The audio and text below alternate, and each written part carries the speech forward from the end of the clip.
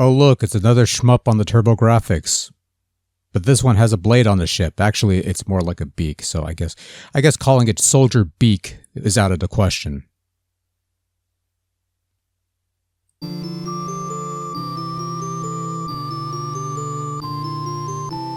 I hunger.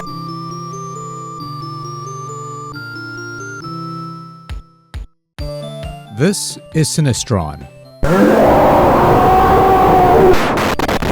No, not Sinistar, the Williams arcade shooter that's never going to see the light of day again unless it's on one of those overpriced arcade gimmicks.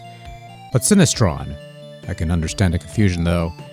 Released in 1991 for the TurboGrafx-16 courtesy of IGS and Alpha System, Sinistron, aka Violent Soldier in its PC Engine form in Japan, is a horizontal scrolling spaceship shooter. Oh yeah, how's that for variety?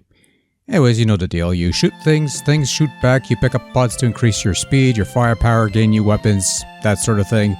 You even have a charge shot that I very rarely use because it's a circular energy field and such, and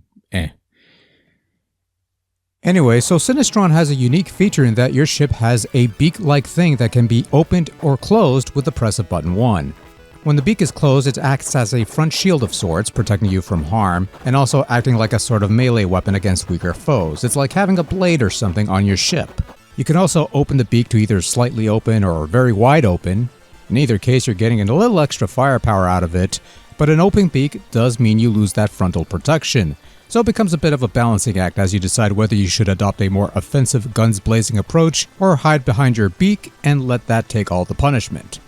This is Sinistron's approach to employ that rare hint of strategic thinking to a style of play that is based on patterns and reactions, and it gives the game a bit of uniqueness if nothing else.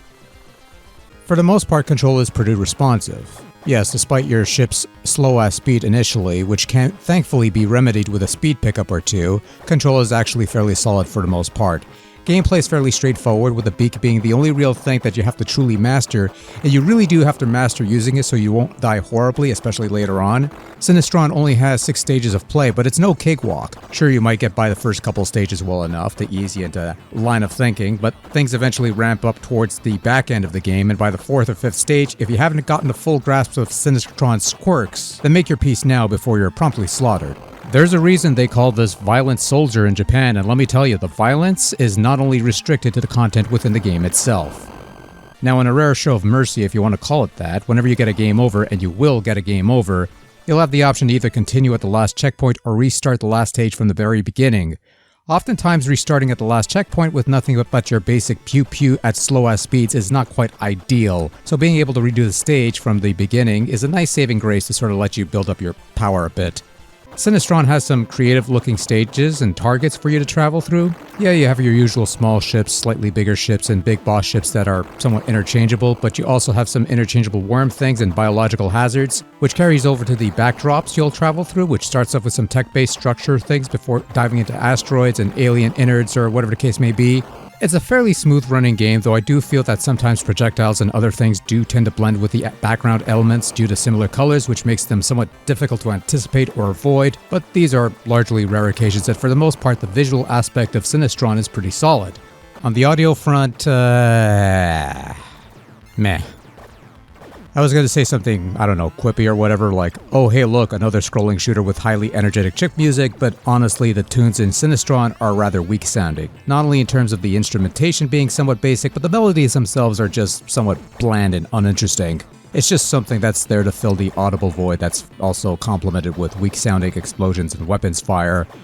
It's too bad. If you took the tunes towards a more horrific direction, and the TurboGrafx PC engine was capable of that with some games, it could have added to the sense of dread that Sinistron invokes with its difficulty spikes, but oh well, that didn't happen, and rare misfire on the PC engine front as far as the audio is concerned, which doesn't happen often.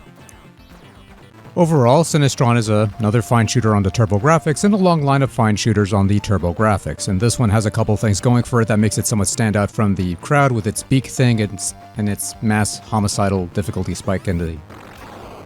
I don't know. If you enjoy ball-busting difficulty in your space shooters, Sinistron is one worth checking out, otherwise the faint-hearted need not apply.